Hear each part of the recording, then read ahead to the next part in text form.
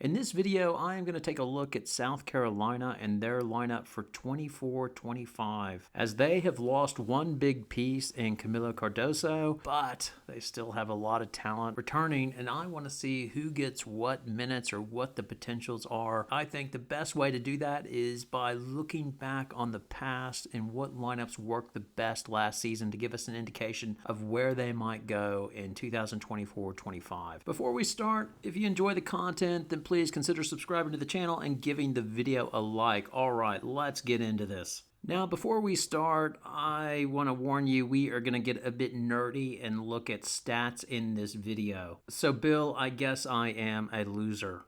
You know how I feel about stats. Early stats are for losers. The first thing I want to look at is how good the South Carolina team was in 23-24. As I think most would agree, especially South Carolina fans, now that that team won the championship, it was clearly better than the 2022-23 team. And this is due to the style of play, as the most recent team, the 23-24, could play inside and out and had a three-point shooting threat versus the 22-23 team. This made them very vulnerable to a hot shooting three-point team. That's what happened when they matched up versus Caitlin Clark in the Final Four. But what I was impressed with was how Dawn Staley went about correcting the past problems, which was bringing in Te-Hina Paopao via the transfer portal. Look at her shoot numbers, they're ridiculous. So she shot at Oregon 40.6% and 51% from the corners. No wonder she was going to fit in well there and exactly what they needed. But in addition, they brought in Tessa Johnson, who shot above the D1 average from three, as well as Malaysia Fulwiley, who shot 36.4%, again above D1 average for above the break threes. Raven Johnson also improved her three-point shot as well, going from 27.1% in the 22-23 season to 39.5% above the break three-point shots taken. Now, she took slightly less three-pointers because she had more people to pass it to who were probably going to be more efficient taking more shots than her. The last piece of their improved three-point shooting was Bree Hall, who shot 38% from all around the arc. So you put them all together and then you get a good inside-outside threat. Gino Auriemma talked about this. He said it's not the depth that they have, it's that the inside-outside pressure, which was now unique for South Carolina, as they hadn't done that in previous years. Yeah, they're a much different, much different team than some of the previous teams, obviously, that we've played down here. And their style of play is different. Not just their depth is different, but their style of play is different. They're able to keep the pressure on because they can bring more bodies off the bench, but they have the ability to put pressure on you from the perimeter as well as inside, way more so than any other time.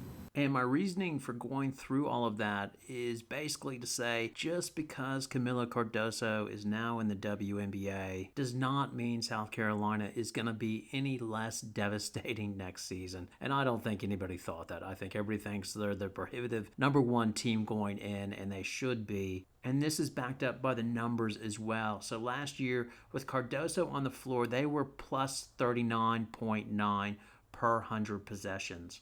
And they were devastating on defense too, holding opponents to an efficient field goal percentage of 36.7% and holding opponents to 77.9 points per 100 possessions.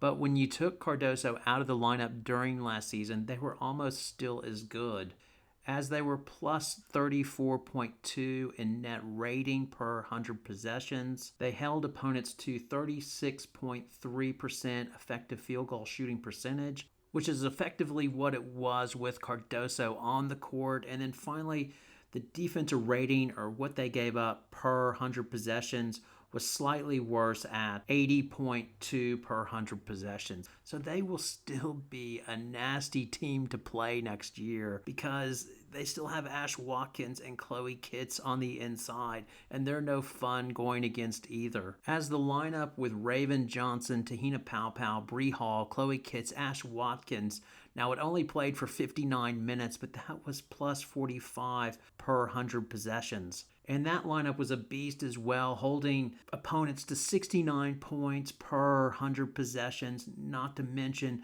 the effective field goal percentage was even lower at 34.2%. Again, a small sample, but that lineup will be able to play. Now, one other lineup stood out to me because I do think the starting lineup will be Raven Johnson, Te-Hina Paopao, Bree Hall, Chloe Kitts, and Ash Watkins. But when they go to Raven Johnson, Fulwiley, Bree Hall, Ash Watkins, and Cardoso last year, now limited sample, that was 35 minutes, 65 possessions, but that lineup, their net rating for 100 possessions, prorated, was plus 117.5. That is ridiculous. And it was probably all based on their defense, which was ridiculous as well. They held opponents to an effective field goal percentage of 14%. They turned teams over 33.5% of the time, and they only gave up 27.8 points per 100 possessions if you prorated those numbers out.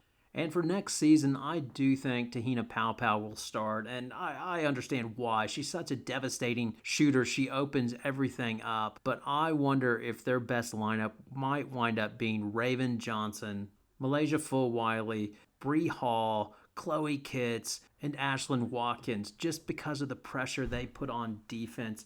And again, a limited sample, but when this lineup was on the court for just 13 minutes last season, they had a net rating of plus 101.9 and held teams to an effective field goal percentage of 15.8 and only gave up 38.2 points per 100 possessions. And they turned teams over at 27.4%. So I'm curious to see if this one gets more time and if it can be as devastating as it might look, as I suspect just the pressure that Raven and Fulwiley and Bree Hall put on the ball just puts teams in all sorts, and I want to see more of it. As well, Chloe Kitts contributes to this as well. Like, it's not quite as good, the defense. Like, it's plus in the iteration where you plug in Fagan for Kitts, it's a plus 34 net rating, so it's not as good, but it has a slightly bigger sample size of 23 minutes. But the defense isn't as effective as well. So the effective field goal percentage is a little bit higher at 35%, and the defensive rating is 81 over 100 possessions as well. So in this video, I probably went numbers overload. I apologize.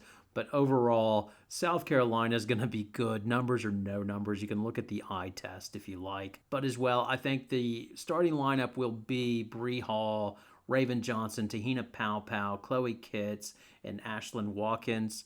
But I would not be surprised to see if their most impactful and devastating lineup is when they insert Fulwiley in for Te-Hina Paopao.